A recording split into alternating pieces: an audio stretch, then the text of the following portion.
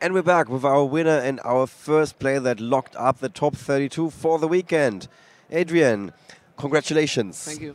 Well done, well done. This seemed like almost too easy, that last round. Yeah, I just drew fine, so just what you have to draw and you win.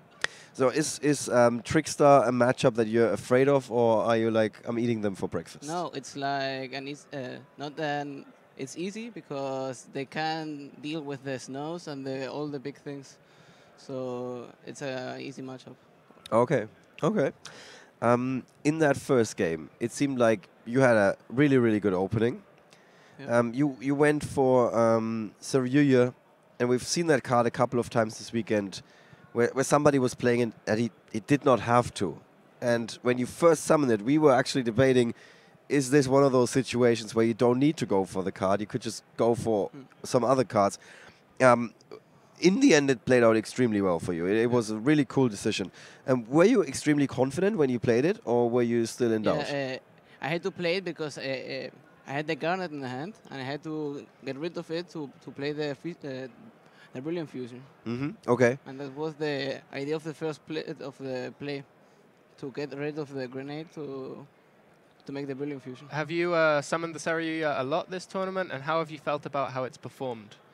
Yeah, I think on every match I played, I summoned it once or two, because it's points 3 down, and you can add the hand trap on to stop your opponent, or just get rid of the Brilliant Fusion you draw.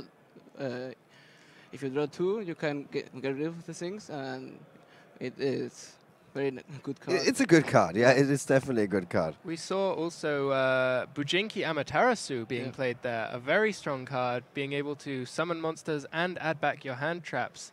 How have you felt about that one? We don't always see it in these lists. It's a card I really like from the beginning I played the deck, because just to add an Ash of that you milled is just spectacular, and you can also bring you back your Mezukis or your Raiden, or you can still combo off.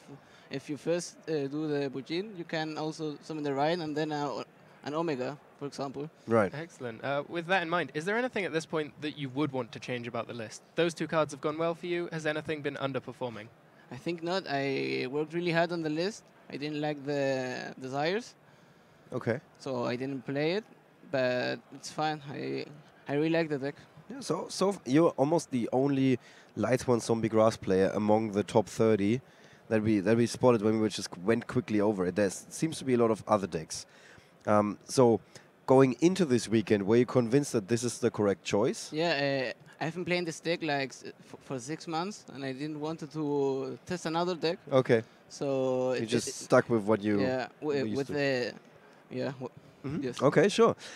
Tell us, we like went over the standings and everything. It seems like we don't have that many Spanish players doing well at the moment. How did you prepare? Because I don't think you have like. Do you have a big play group of friends that you can play against? No, I'm from Tenerife on Canary Island, and the Hector is from there, right? Yeah. Okay. And the other Spanish guy that top is from my island, so we play together. Oh, so it's not like mainland Spain. It's that little tiny island that is really, really good with the players. Yes. Okay. So you got like your boot camp there set up. I heard actually some people, you should absolutely start a company. You should have like Yu-Gi-Oh! Vacation in Tenerife together with training. Yeah. So that would be something. I'd be up for YCS Tenerife. Yeah. Please. we would all not mind. All right. So cool. That's very cool. So you have a friend who's also doing really well. What's his name? Oliver Vera is from the first. He went X1. Oh yeah, here we go. Yeah, Oliver Vera Delgado. Okay, he was playing at table 6, so it's very fair to assume that he's also in the top 32. Yes. Oh my! So, did you guys prepare together? Yeah, we play on the locals. And yeah, we played a lot there. Okay. Well, let's see. Maybe you're gonna meet in the finals if everything goes well. Well, that would be a story for that. Okay, guys. Well, thank you so much, Adrian. Yeah, Good luck in the top 32 now. Thank you. As I explained, we're going to have a quick break with those top 32 results. And then, once we know the top 32 players, we're going to be back with the coverage. We have some really big name players. Stefano Memoli is in the top 32 for sure. He was sitting on table 2. Kevin Simlali, we've had him before, featured a couple of times. And a couple of people that we featured over the course of this weekend also made the cut. So with that, guys, we're going to take that break, and then we're going to be back with the top 32 of YCS Bochum 2018.